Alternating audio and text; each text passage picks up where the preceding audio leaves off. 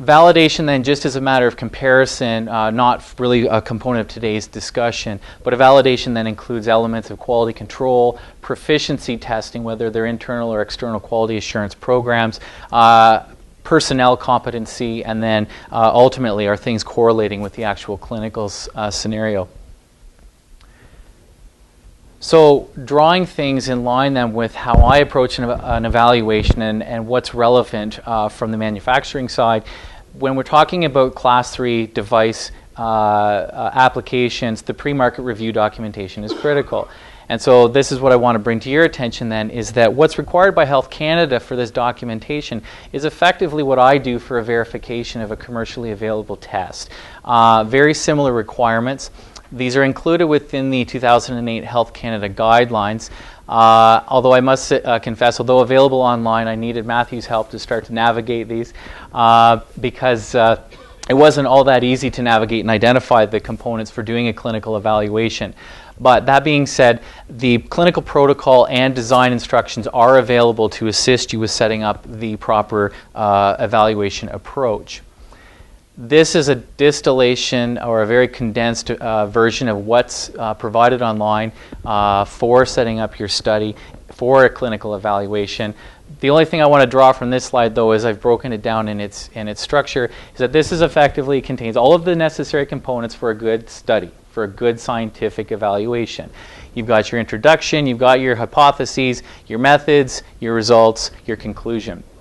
So, but again, it's teased out very nicely for you depending on the complexity of the study you need to design. The one thing I've underlined though here, and again to draw attention to my role here today, is that one of the Health Canada requirements is that your participating study sites need to be able to attest to accredited clinical laboratory capacity. And so we can do that within laboratory medicine at the hospital.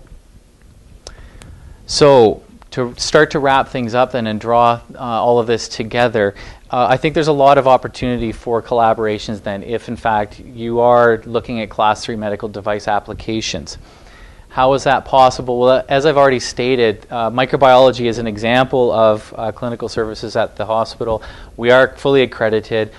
We do have a formal and dedicated space and equipment infrastructure. But the other inputs that are sometimes difficult to acquire on the industry side is the clinical input, whether they be clinical specimens or culture isolates from real clinical scenarios, and additionally stock collection of characterized quality control. We can do that. Ethics is also a component of our everyday, and so getting ethics approval is something that we can satisfy fairly easily, and I'll expand on this momentarily. In the past, and different evaluations that we've done with other industry partners, a lot of the work that we've done has been in the context of antimicrobial susceptibility testing.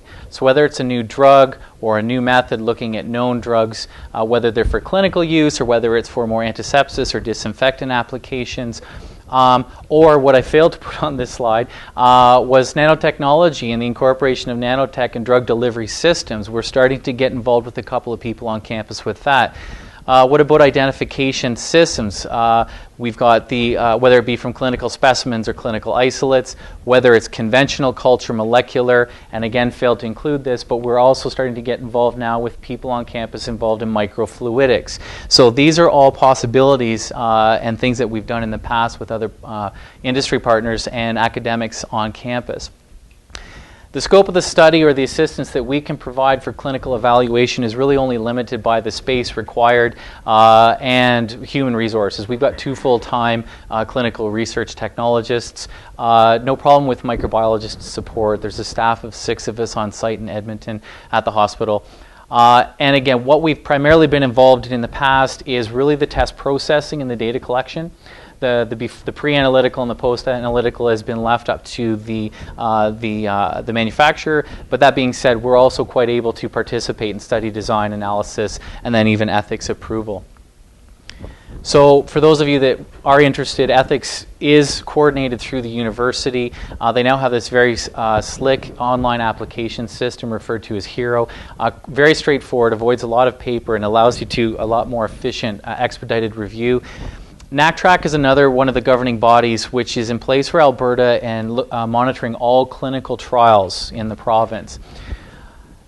In the context of what we do primarily for clinical evaluations, though, is that we can, for the most part, get ethics waived. It's not we're cheating the system. They're not required for a couple of reasons. First and foremost, it is an evaluation that we're doing. It's not a clinical trial. And so we can forego the need to have NACTRAC approval. But what's important here is to appreciate that the specimens or the isolates that we would commonly use in these kinds of evaluations are completely anonymized. There's no patient identifiers.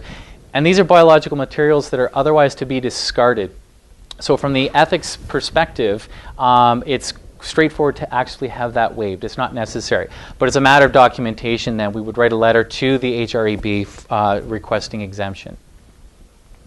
Who have we worked with in the past? Well, both local and global leaders in these industries, Innovatech, Exciton, and Primed from the Edmonton region, and then globally a host of diagnostic companies that we've worked with in the past and continue to work with now.